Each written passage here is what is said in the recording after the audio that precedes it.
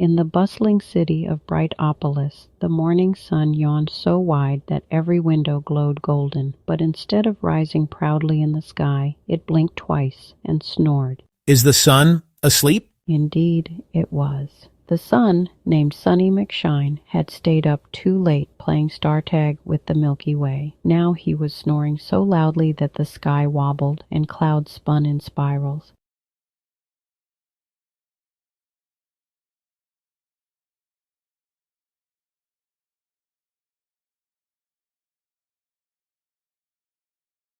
Captain Gigglebeam could shoot beams of laughter that made everyone happy. Bubble Girl created floating bubbles that could carry anything, even elephants. Professor Pancake invented gadgets powered by syrup. Sleepy Slothman, a hero so slow he accidentally stopped time once while yawning. When the sunlight dimmed, they looked up. "Uh-oh," said Captain Gigglebeam. "No sun, no fun." Chapter 3, The Snorequake. As the sun snored, shock waves of sound rippled through the sky. Zzz, trees wobbled, ocean waves giggled, and streetlights blinked on in the middle of the day. Oh, Syrup, the sun's REM cycle is destabilizing the day. What's a cycle? It's when something repeats, like sleep and wake, or breakfast and lunch. Oh, so he's stuck in his sleep cycle? Exactly. And if we don't wake him gently, the earth might fall asleep too. Chapter 4, Operation Wake Up. We'll have to travel to the sky. We'll use the pillow-powered rocket. It runs on bedtime yawns. Perfect fuel. Let's go wake the snoring sun. Chapter 5, A Trip Through the Clouds. The rocket zoomed past floating sheep-shaped clouds. "Counting me again?" the cloud asked sleepily. Not today, we're on a mission. As they passed higher into the sky, they saw airplanes napping on air pillows and birds wearing eye masks.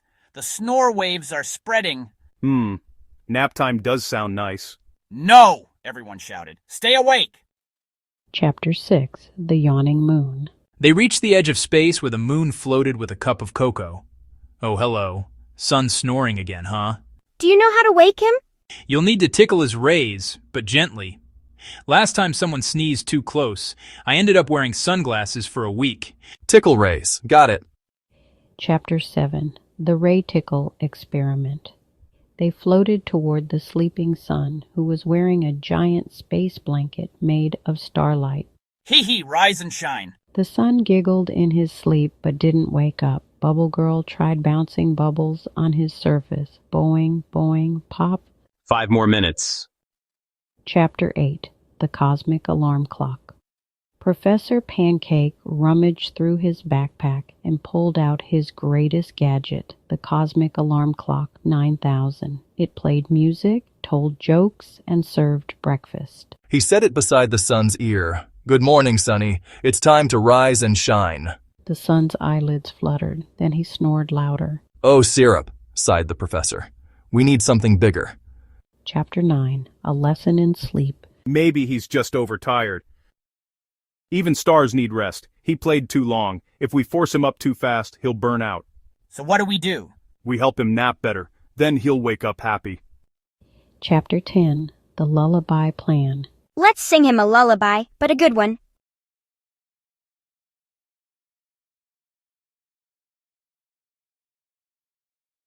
Shine bright, dear sun. Rest your glow.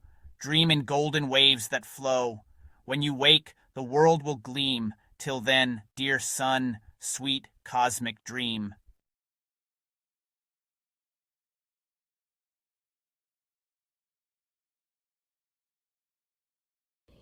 Chapter 11, The Unexpected Problem. But suddenly, slurp, the sun started sucking in clouds like spaghetti. His dreams are too deep. He's pulling gravity inward. He's creating a sleep vortex. What's a vortex? It's like a giant sleepy whirlpool. Hold on tight.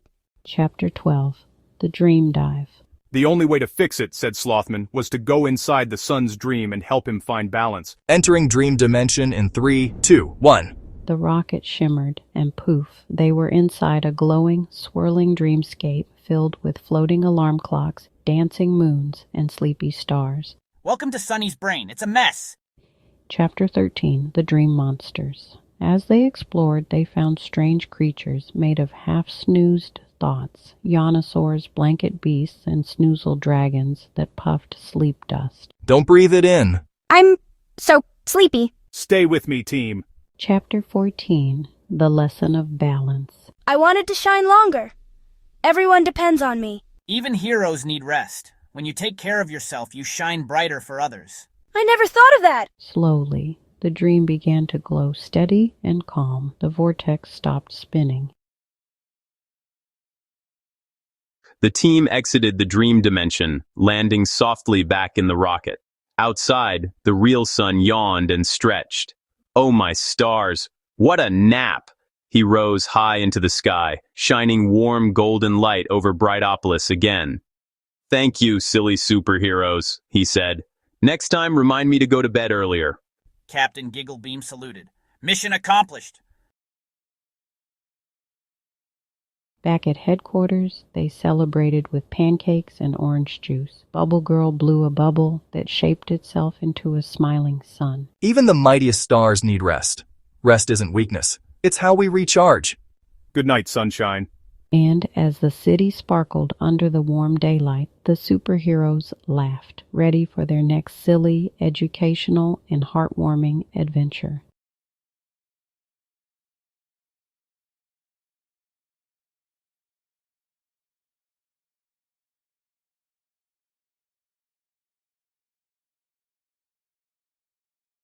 Uh-oh, no sun, no fun.